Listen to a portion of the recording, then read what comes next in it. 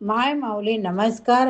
विविध कथासार ग्रंथमधून महान ग्रंथ जैमिनी अश्वमेध कथासार भाग 24 अभिवाचन करत आहे.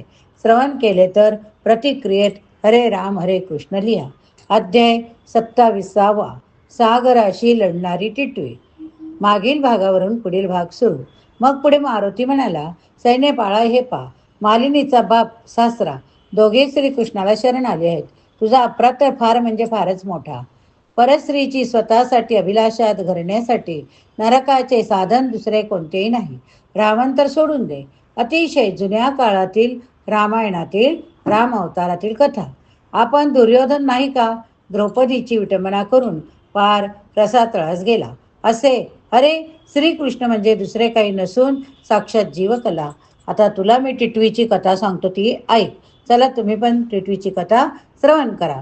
एकदा एके ठिकाणी टिटवीचे एक जोडपे सागरतीरी एका कपारीत घरटे करून सुखाने राहत होते.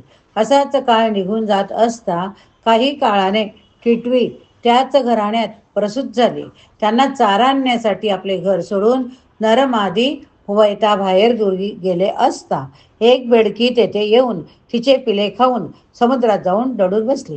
ही बातमी दुसऱ्या एका टिटवीने जाऊन त्या पिलांच्या आईला सांगितल्यावर ती धावतच आपल्या घरट्याकडे आली. तेथे आपली पिले घरट्यात नाहीत हे पाहून मोठमोठ्याने आक्रोश करू लागली. ती म्हणाली, जर आता मला मी बेडकी कुठेही मिळाली तर मी तिचे पोट माझ्या चोचीने फाडीन आणि पिले बाहेर काढीन. इतक्या तिचा नवरा तेथे आला. तिने त्याला घडलेली सर्व वृत्त कळविले. तोही शोक आता तेथे करू लागला. पण नराचा शोक विवेकाने थोडा कमी झाल्याने तो मादीचे समाधान करू लागला. तो ती त्याला रागाने झिटकारून म्हणाली, तू आता माझ्याबरोबर पतीसारखे बोलत नसून परक्यासारखे बोलत आहे. दूर हो, तू माझे दुःख अजिबात जाणत नाही. पाठीच्या दुःखापेक्षा पोटाचे दुःख अधिक असते.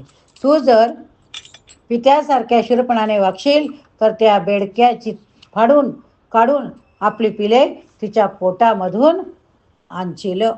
9 मासातील भार प्रसूती काळच्या वेदना मातेशिवाय दुसऱ्या कोणाला अजिबात कळायच्या नाही.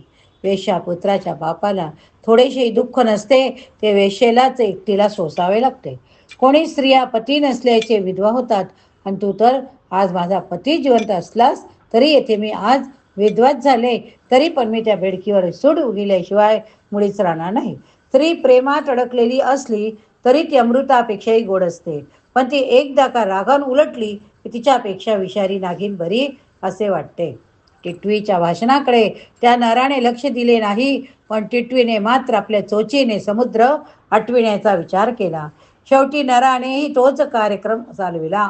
तो तेवढ्यात तेथे नारद मुनी आला. त्याने त्या पक्ष्यांचे दुःख श्रवण करून म्हटले की मी गरुडाला घेऊन येथे परत येतो. तो तुमची बेडकी तुम्हाला आणून देईल. मग तेथून नारद मुनी आकाशमार्गे चालले असता गरुडपुत्र कागधेकेतू याने त्याला धरले. तो पक्ष्यांशिवाय इतर सर्वांना भक्षण करीत असे. त्याला उद्देशून नारद म्हणाला, अरे गरुडपुत्रा, तू स्वतःच्या पक्षाला राजा म्हणतोस, पण तुला स्वतःच्या पक्षीकुलाचा अभिमान वाटत नाही काय रे? नारद असे म्हणतात. तो नारद म्हणाला, कसे का म्हणतो ते मला विशद करून सांग. मग नारदाने त्याला टिटवीची गोष्ट सांगून त्यास टिटवीच्या मदतीला तयार केले. नंतर ते दोघे मिळून टिटवीच्या घरट्यापाशी गेले. तेथे नारदाने टिटवी व तिचा पती अशा दोघांना कागकेतूच्या चरणावर घातले. तेव्हा कागकेतूने अत्यंत द्वेषाने सागरास ती बेडकी परत करण्यासाठी सांगितले. पण त्या सागराने उत्तर दिले की तुला पाहिजे असल्यास पोटातील सारी रत्ने देईल, पण पाठीशी घातलेल्या एखाद्या शरणागतास अभय देणे मोठे कर्तव्य समज, श्रेष्ठ कर्तव्य होय. मग कागकेतू व समुद्र यांचे तेथून घनघोर युद्ध झाले. पाहिल्याने या युद्धात त्या पक्षांचा मूर्छा आली खरी, पण शुद्धीवर आल्यावर त्याने समुद्रातील सर्व जलचरांना पटापट खाण्यास सुरुवात केली. हे नारदास काही आवडले नाही. तेव्हा तो सागर पुत्र जालंधर राजकडे गेला. त्याला युद्धाला घेऊन आला. शेवटी नारदाने गरुड श्रीहरी यांना टिटवीची गोष्ट सांगून या युद्धासाठी त्यांना टिटवीच्या बाजूने चंद्र ब्रह्मदेव यांना सागराकडून लढण्याकरिता उभे केले. शेवटी हे प्रकरण निष्कारणच फार विकोपास जाणार असे वाटून सागराने बेडकीला टिटवीच्या स्वाधीन केली. ती टिटवी बेडकीला फाडणार तोच श्रीहरीने तिला थांबवले. टिटवीचे पिले अमृत पाजून तिला परत केली.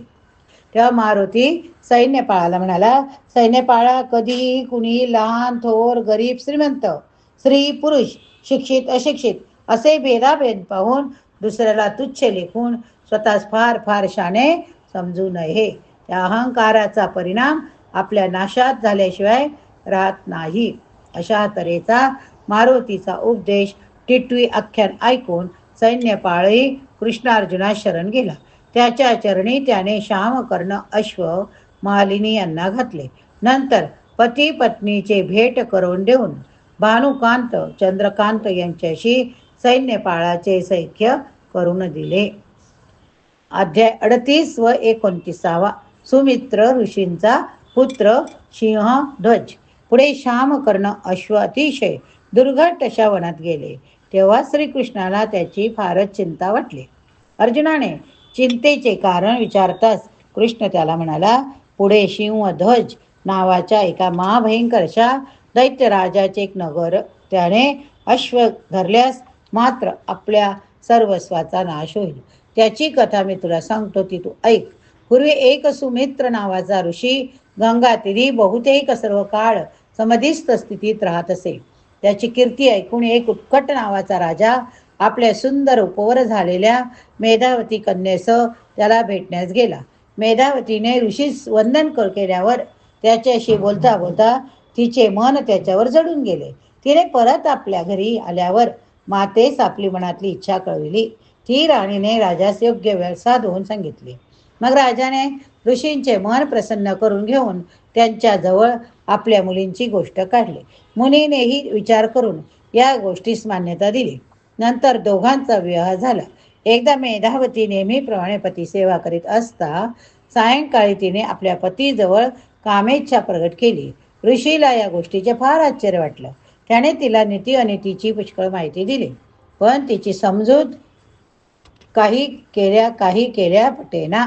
अखेर आपण जर तिची इच्छा आता पुरी केली नाही तर पुढे भीषण प्रकार घडून आपल्यावर आपली ओढवेल आपत्ती. या विचाराने निरुपायाने त्याने तिचे म्हणणे मान्य केले.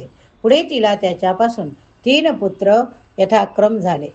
मोठा वीरकेतू, मधला गृहकेतू, धाकटा धर्मकेतू उर्फ सिंहध्वज. त्यापैकी सर्वात धाकट्या सिंहध्वजाने एकटा दारुण तप मांडले. त्याच्या उग्र अशा तपसाधनेच्या ज्वाला इंद्रलोकी जाताच इंद्र सत्यलोकी गेला. ज्वाला तेथे जाताच ब्रह्मा वैकुंठास गेला. ज्वाला तेथे त्याच्या मागोमाग जाताच इंद्र व ब्रह्म दोघेही कैलासास आले. शेवटी इंद्र, ब्रह्मा, विष्णू, रुद्र असे 4ही देव दैत्यास वर देण्यास उत्सुक झाले. तेव्हा सिंहध्वजाने त्यांना वर मागितला. सुरासुर वृद्ध तरुण असो, त्यापासून किंवा तुमच्यापासून मला मरण येऊ नये. तेव्हा देवत्यास म्हणाले, तथास्तु. या वराने तो सारे त्रिभुवन ग्रासू लागला. पार्था तोच महाभयंकर दैत्य त्या नगरीत आहे असे सांगत आहे. तोच त्याच्याच दूतांनी येऊन महाद्वारातल्या बालकांनीच अश्व धरले असे त्यांना कळविले. पण अनुशाल्वाने एक बाण सोडून त्या बाळास परत आपल्या नगरात पिटाळून लावले. पुढे त्या नगरीत जाताना पांडवांचे तक्षकांचे तुंबळ युद्ध झाले, पण अनुशाल्वानेच त्याचेही शर उडविले. नंतर ग्रामादेशाला त्यालाही अनुशाल्वानेच आपल्या एकाच शराने मारले. नंतर सिंहध्वजाचा प्रदाद आला. त्याच्याबरोबर त्यांचा सेनापती सुकेतू आला. ते दोघे भाऊ होते. प्रचंड युद्ध घुमले, पण अनुशाल्वाच्या सुदैवाने